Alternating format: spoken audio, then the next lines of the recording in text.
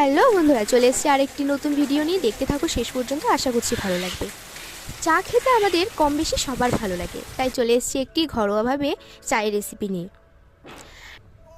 এই চায়ের রেসিপির সঙ্গে থাকছে অনেক টিপস অ্যান্ড ট্রিক্স। প্রথমে আমরা এখানে জাল করা দুধ দিয়ে দেব।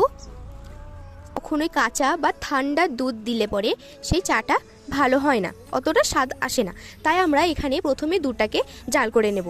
তারপর সেটাকে চায়ের পাত্রে ঢেলে নেওয়া হয়ে গেলে আমরা তাতে একটু, যখন ওটা গরম হয়ে আসবে, তাতে 1 চামচ গুঁড়ো দুধ মিশিয়ে নেব এবং তার কিছুক্ষণ পরে আমরা 1 চামচ গুটি চা তাতে মিশিয়ে দেব।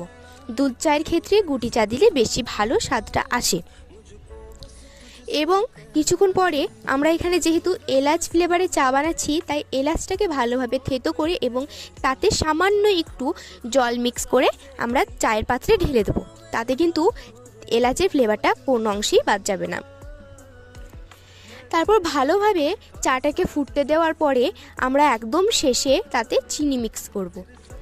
আমি এখানে 3 কাপ চায়ের জন্য 3 চামচ চিনি ব্যবহার করেছি।